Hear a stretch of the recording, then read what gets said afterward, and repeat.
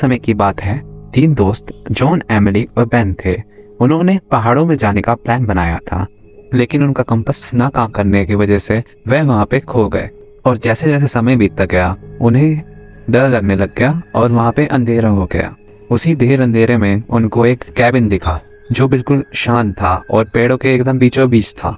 तो उन सब ने फैसला करा कि अब हम इस पहाड़ के इस कैबिन पे ही रह लेते हैं। उनके शुरू के कुछ दिन तो एकदम शांत बीते और उन्होंने आसपास की नेचर की ब्यूटी को निहारा। मगर एक दिन बेन ने कहा, चलो इस कैबिन का पीछे वाला हिस्सा चेक करते हैं। तो जॉन और एमिली भी उसमें शामिल हो गए। पर जैसे ही वो कैबिन के हॉल में चलते रहे उनको अजीबोगरीब आवाजें आने लगी और उनको एक अजीब सी सुगंध भी आ रही थी। उन्होंने इन सब घटनाओं पर ध्यान न दिए आगे बढ़ने का फैसला करा। और जैसे ही वो थोड़े आगे बढ़े उनको एक डरावनी चीख सुनाई दी और उन्होंने देखा बेन वहां से गायब है। और वो दोनों पागलों की तरह बेन को हॉल में भाग भाग के ढूंढने लगे। वो चीखने लगे, चिल्लाने लगे, बेन बेन। मगर वो कैबिन एकदम ठंडा और शांत हो चुका था और वहां बेन के कोई भी होने के आसार नहीं। वहां मानो शांति छा गई थी।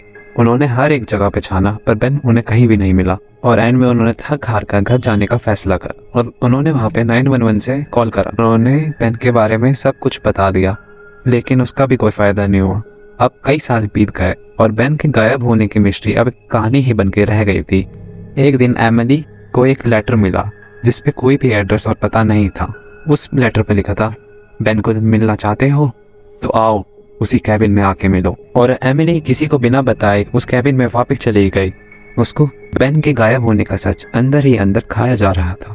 जैसे ही एमिली उस कैबिन के अंदर गई उसे एक परछाई दिखाई थी और एमिली कही, कौन है वहाँ? फिर चांद की आती रोशनी के कारण वो परछाई के पीछे का शख्स देखा। वो और कोई नहीं बेन ही था, पर वो थोड़ा सा अलग दिख रहा था।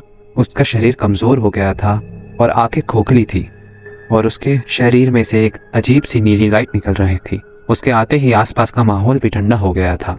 उसने एमिली को बताया, ये कैबिन शापित है और ये मुझे खा चुका है और अब इसे मुझे कभी नहीं जाने देगा, इसलिए तुम भी कभी वापस मत आना और मेरे बारे में कभी मत ढूंढना, नहीं तो ये कैबिन तुम्हें भी खा जाएगा। अब भागो, जितनी तेज से हो सकता है भागो। यही सुनते ही एमिली जोरों से भागने लगी। कॉरिडोर से आवाजें आने लग गई जैसे कोई उसका पीछा कर रहा हो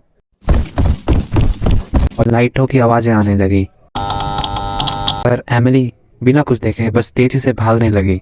उसको ऐसा महसूस हो रहा हो किसी ने उसके कंधों पे ठंडे हाथ रख रखे हों। पर एमिली कैसे न कैसे करके कैबिन से बाहर आ गई और इस मामले के बारे में एमिली ने किसी को नहीं बताया, जॉन को भी नहीं।